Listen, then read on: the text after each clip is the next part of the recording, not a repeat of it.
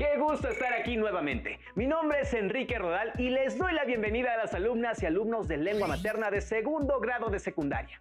Antes de iniciar, les recuerdo que debemos seguir cuidándonos, lavando frecuentemente nuestras manos con agua y abundante jabón, usando el cubrebocas adecuadamente, de forma que cubra nariz y boca. Y aunque juntos, guardar y pedir la sana distancia. La salud es lo primero. Además, ¿ya hicieron algo de ejercicio? Recuerden que mente sana en cuerpo sano. Soy la profesora Corina Estefanía Flores González y efectivamente es un gusto encontrarnos por aquí en una sesión más de Lengua Materna 2.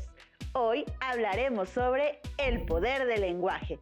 Con esto nos referimos a analizar el lenguaje de la narración en historietas y su efecto en el lector, es decir, examinaremos el lenguaje icónico, textual y tipográfico en las historietas.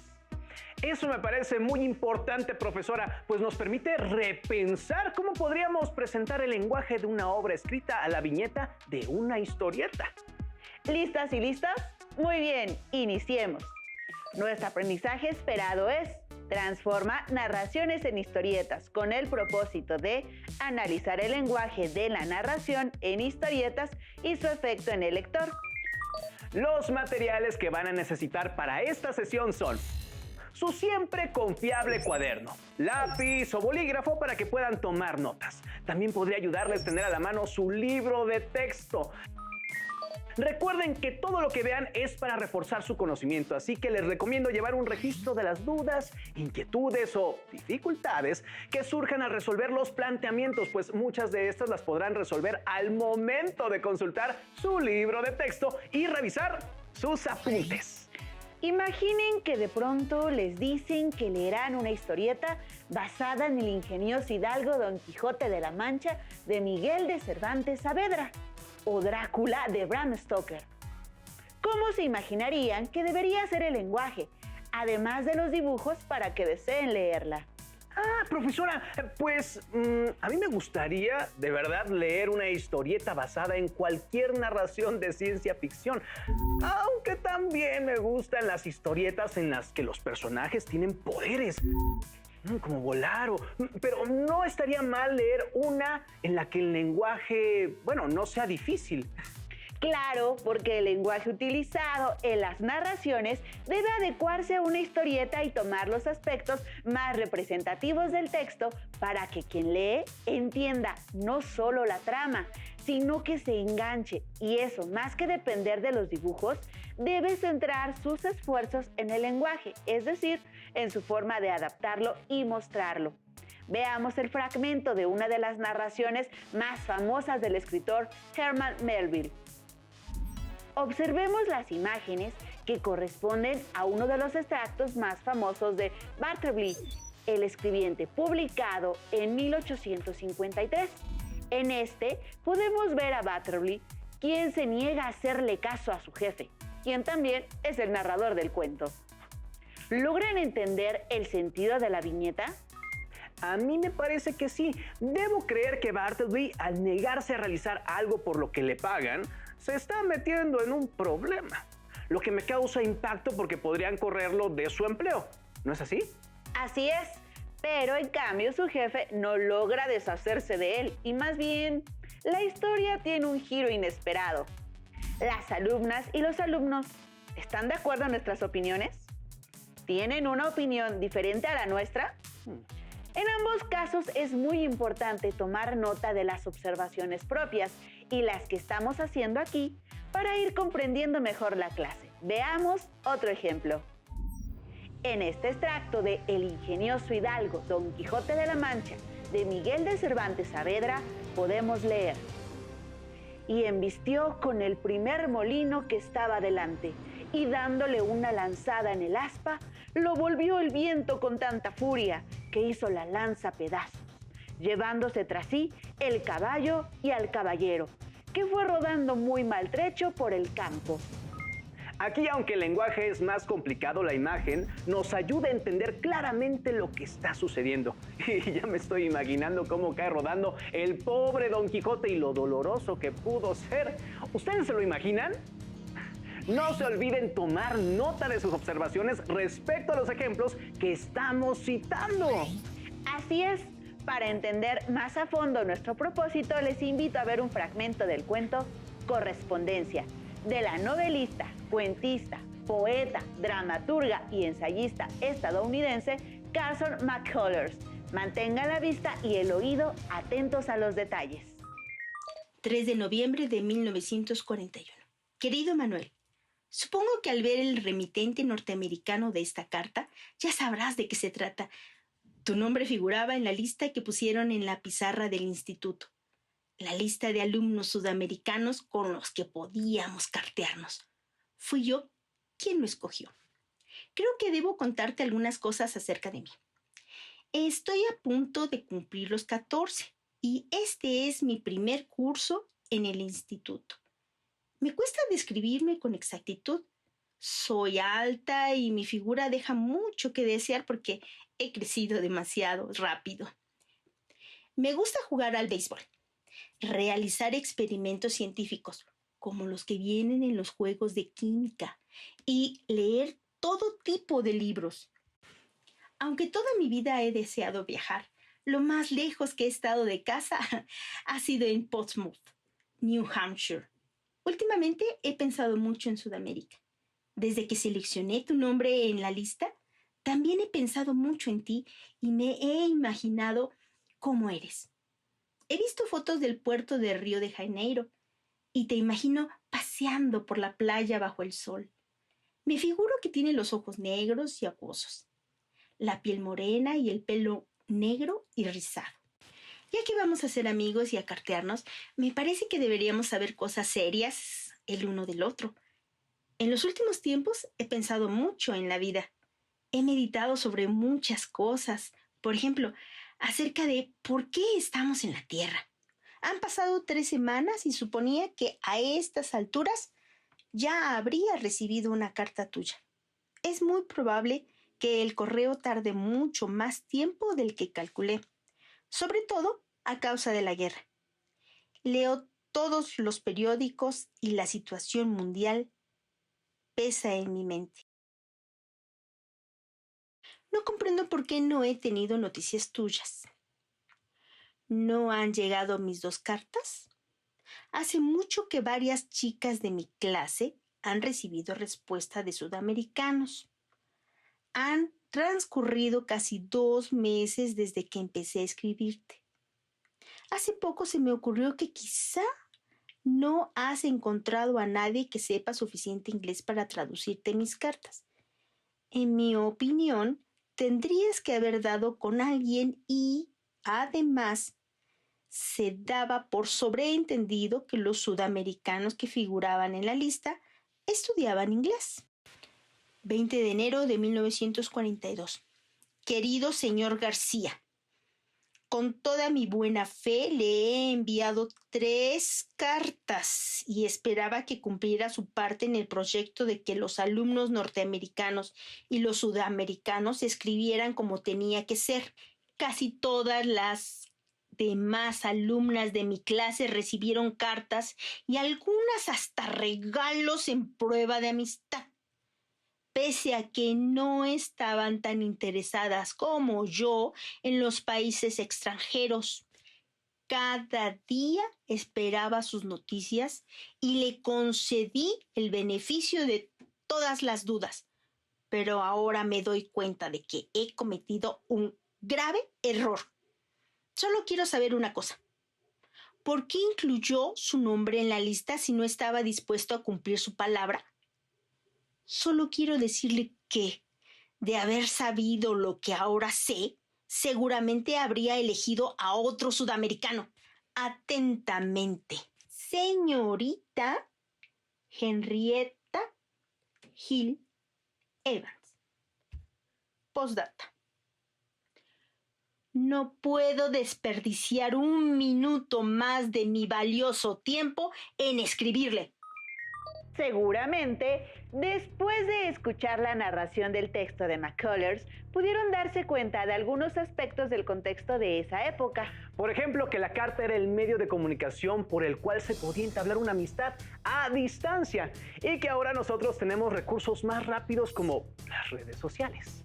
Sin embargo, en ambos medios y sin importar que hayan pasado más de 60 años, el punto de convergencia es el lenguaje que evoca sentimientos en el lector. Esto significa que la persona que emite el mensaje y quien la recibe están influidas por factores de su cultura, por su personalidad y las experiencias que les han conformado ideológicamente. ¿Y ese efecto a qué se deberá, profesora? Es porque quien realiza los escritos aprovecha los recursos del contexto que le toca vivir y que inciden en su obra, es decir, el contexto de producción y que le permiten usarlos para la misma. Eso está perfecto, pero ¿a qué se refiere con el contexto de producción en una narración? Vamos a ver qué es. El contexto de producción se compone de estos 4 aspectos: biográfico, su vida, origen sociocultural, profesión, educación, entre otros. Estético-artístico, movimiento artístico de la época al que pertenece o rechaza. Ideológico, ideas políticas, religiosas o filosóficas vigentes. Histórico, en el que se escribe y publica su obra. Eso significa que la o el escritor se encuentra influida o influido por ello y eso refleja en sus escritos. ¿Podemos ver ejemplos de McCullers? ¡Claro! Veamos el ejemplo de los 4 aspectos que componen el contexto de producción. Contexto de producción. Biográfica. Su familia tenía una posición desahogada. Carson era enfermiza. Desde joven tuvo dotes de escritora. Murió de un infarto. Estético-artística. Pertenece a la corriente de autores de Estados Unidos que optaron por el gótico sureño. Es decir, exploró el mundo de lo rural a lo industrial y sus personajes son entes desvalidos o enfermos. Ideológica. Aunque le toca el auge del feminismo en Estados Unidos y una época de discriminación extrema a la población afroamericana, se decide por temas de falta de comunicación y frustración. Histórica. Le toca vivir en Estados Unidos el final de la Primera Guerra Mundial, la depresión del 29 y la Segunda Guerra Mundial. Eso es bastante interesante, pero profesora, ¿cómo podemos analizar el lenguaje de la narración en historietas y su efecto en el lector? Bueno, se debe tener presente, como ya se dijo, el tipo de texto que elegiremos para trasladarlo a una historieta, tener claros los momentos más importantes de la narración, saber a qué público dirigiremos la historieta y qué aspectos tenemos que cambiar de la narración o adaptar para que no pierda su esencia. Y también para que quien lea se identifique con el lenguaje que se utiliza y, para ello, debemos pensar en el contexto de recepción. ¿Nos puede explicar más a fondo qué es el contexto de recepción? Claro, veamos y tomemos nota. El contexto de recepción es el momento en el que cualquier persona lee una obra. Se aplicaba al momento histórico y contexto social y cultural en que la obra se publicaba por primera vez. También se refiere a una lectora o lector, incluso si lee el mismo texto en diversos momentos de su vida. En otras palabras, son fundamentales las experiencias y conocimientos personales de las y los lectores al momento de enfrentarse a un texto. En el caso del texto de McCullers, comienza con "Querido Manuel", recurriendo a la narración epistolar, es decir, a través de 4 cartas que nunca son contestadas y que contextualizan los eventos. Y esto permite un nivel de cercanía entre la historia y el lector, ¿no? Para ello, observemos cómo se maneja la voz narrativa.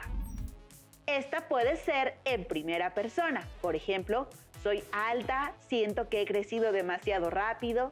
En segunda persona se leería: "Al ver el remitente sabrás de quién se trata". Por último, en tercera persona sería: "Cumplió su cometido sin respuesta". Y es importante identificar la voz narrativa porque determinará la transformación del texto a historieta a partir del tipo de lenguaje que se usará, no solo de manera escrita. Así es, se debe definir el tipo de lenguaje que se empleará y así los dibujos tomarán expresiones físicas congruentes con el lenguaje y tono utilizados en la voz narrativa. Veamos lo siguiente. Como observamos, el lenguaje define a los personajes. Veamos lo que dice el narrador de esta viñeta alusiva del cuento Correspondencia, dibujada por su compañera Margarita. Henrietta se sentía triste. Había puesto todas sus ganas en comunicarse con Manuel y habían pasado 2 meses y todas las chicas de su clase ya tenían una respuesta. Ay, pero ella no. Para ahondar más, veamos los cuestionamientos que tienen los alumnos Oscar, Vanessa y Estrella y escuchemos la réplica de voz de nuestro especialista, el actor, dramaturgo, dibujante, novelista gráfico y titiritero, Pavel Ortega. ¿Cuáles son las principales estrategias de lenguaje que se pueden utilizar para crear efectos verosímiles en los lectores? Siempre es muy importante para ubicar al lector, para que conecte con la historia y sepa dónde están pasando las cosas o pueda darle cierto realismo, es el hecho de representar justamente los fondos, que a veces a muchos dibujantes les da mucha pereza dibujar, o también pues los objetos o la ropa que trae puesta, son elementos del lenguaje. El lenguaje no solamente son palabras, muchas veces como por ejemplo cuando Gabriel García Márquez representa o habla de un lugar, siempre lo hace con muchos detalles. El dibujo también comunica, también es lenguaje y por lo tanto es importante ofrecer esos detalles a los lectores. ¿Cuáles son los recursos más usuales del lenguaje al momento de crear los textos y diálogos en las historietas? Dentro de los recursos más usuales en la historieta también están las onomatopeyas, o sea, bang, zoom, crash, todo ese tipo de cosas. Son sonidos que son recursos que apoyan muchísimo a la imagen, es un sonido, no es solamente la palabra. Entonces, pues bueno, ese es un elemento. ¿En qué debemos fijarnos al momento de crear el lenguaje en las narraciones de las historietas? Crear lenguaje no es fácil, requiere un trabajo de muchísimas horas de estar trabajando, de estar escribiendo, de estar siendo crítico y autocrítico. Y como les decía antes, el lenguaje no es precisamente solamente las letras, también son los dibujos, las imágenes. Entonces todo eso hay que irlo puliendo y eso es algo que lleva muchísimo tiempo de dedicación, de estar ahí. Interesantes preguntas. Como nos dimos cuenta, el lenguaje en la historieta debe partir del contexto de la obra para brindar veracidad al lector y engancharlo con la historia, además de los recursos propios de la historieta. En la historieta, hablar del lenguaje consiste en englobar variadas formas de comunicación. En primer lugar, la voz narrativa del texto origen, es decir, la obra escrita que se adaptará a los diálogos y entrelazar el lenguaje icónico y tipográfico. Vayamos al primer reto. Identifiquen en el relato de su preferencia el contexto de producción que vimos al comienzo de la sesión. Después, definan al público al que dirigirán la historieta y el tipo de lenguaje para impactar al lector. Definiendo su guión y el número de viñetas de su relato, como lo hemos hecho con el fragmento Correspondencia de McCullers. Ahora les mostraremos, basándonos en el texto de McCullers, aspectos para generar un lenguaje que impresione al lector. Veamos. Si observan detenidamente, las imágenes muestran a una chica cuyo rostro refleja momentos de ansiedad, desesperación, tristeza y nostalgia. Aspectos que Correspondencia nos deja sentir por parte de la protagonista al no recibir respuesta a sus cartas. Entonces, profesora, tener en cuenta el contexto de producción y de recepción determinan el impacto que podemos lograr en las y los lectores. Lo mismo que la voz narrativa y el lenguaje. Veamos. Recuerden que el texto o voz narrativa se usa para explicar o relacionar varias ilustraciones entre sí. y el diálogo es la plática que sostienen los personajes y se representa en forma de globos. Ambos son elementos del lenguaje y de ellos dependerá el efecto en el lector. Aunque en el caso de Henrietta, al ser un texto epistolar, se entiende más como un monólogo, por lo que ustedes podrían crear diálogos en los que interactúe con sus compañeras, maestras, maestros o con sus padres. ¡Excelente aportación! En esos diálogos podría acentuarse el efecto que queremos mostrar en Henrietta. Escuchemos ahora lo que nos dice el historietista Pavel Ortega ante las preguntas planteadas por sus compañeros Eduardo y Melanie. ¿Por qué es importante pensar en el tipo de público o estrato social al momento de crear el lenguaje de la narración en una historieta? Es muy importante pensar al público, sobre todo porque si uno narra para uno mismo, cae en lugares muy comunes, nos falta justamente eso, es saber interpretar a quién le estamos contando la historia. No es lo mismo contar para un niño, para alguien que vivió cierta época, cierta generación. Responden a diferentes impulsos o diferentes imágenes, emociones. Entonces es muy importante tener en cuenta quién es el público al que estamos escribiéndole, al que le estamos dirigiendo nuestro trabajo. Entonces es importante pensarlo, y qué rango de edad. En Japón lo tienen muy claro, tienen el cómic, el manga shoujo y el shonen, todo ese tipo tienen muy claro qué público es el que va a consumir, porque al fin y al cabo el cómic es un producto. ¿Qué tan importante es tomar en cuenta el tipo de lenguaje del narrador y del personaje? ¿Y qué características de estos últimos se necesitan para crear el lenguaje de las historietas? El lenguaje, o sea, la palabra en sí, es muy importante. Normalmente nosotros cuando hacemos historietas trabajamos con arquetipos, ¿no? El viejo, el niño, el joven, el rico, el pobre, son cosas con las cuales trabajamos. Y obviamente una persona de un extracto social no va a hablar igual que otra de otro extracto social. Entonces, el lenguaje que hay que aprovechar es precisamente escuchar muy claramente lo que dice la gente alrededor para poder enfocarlo en cómo hablan nuestros personajes. No va a hablar igual un niño que una persona mayor, una persona adulta. Una madre no se comunica de la misma manera con su hijo y viceversa, ¿no? Veamos cómo le quedó a su compañera Karin Thaís la transformación del fragmento del texto narrativo de McCullers y qué tipo de voz narrativa y palabras se utilizan. Henrietta le escribió una carta a un chico de Brasil llamado Manuel y le contó que se sentía distinta a sus compañeras del instituto. En una segunda carta le preguntó que por qué no le escribía, que le había dado urticaria y que tenía la corazonada de que pronto recibiría su carta. Algo preocupada, en la tercera carta le dice que casi todas las chicas recibieron cartas.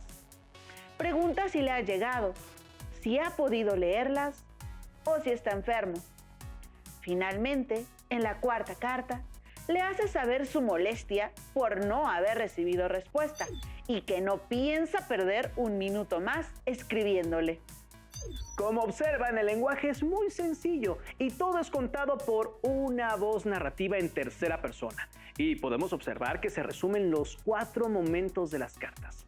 Veamos ahora los 2 ejemplos que usamos al principio, pero con variaciones de lenguaje. Como observan, en la viñeta del lado derecho se ha realizado un cambio de lenguaje y es otra la viñeta para darle más intención. De ahí que vemos las expresiones de Don Quijote y su caballo al ser tomados por el gigante molino, que podemos verlo como el viejo caballero lo imagina. Cierto, sí que toma más sentido. Además, el lenguaje es más sencillo. ¿Podemos ver, profesora, el otro ejemplo? ¡Claro! Veamos el cambio de lenguaje de Bartleby, el escribiente. Ahora observamos en la viñeta del lado derecho los cambios al lenguaje de la situación, salvo la frase "preferiría no hacerlo", ya que es icónica o representativa de la narración.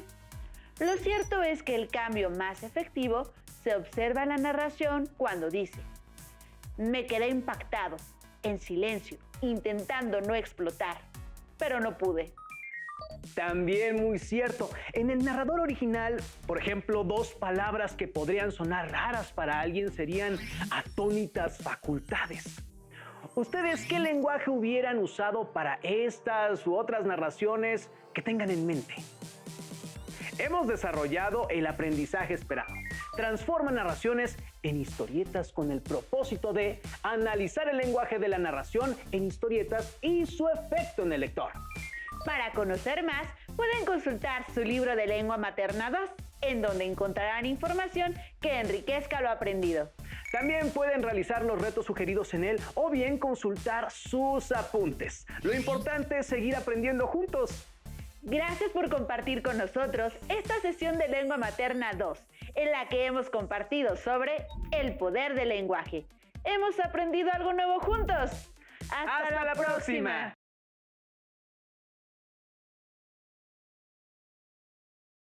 Si tienes dudas o necesitas ayuda, llama al Centro de Apoyo Pedagógico a Distancia.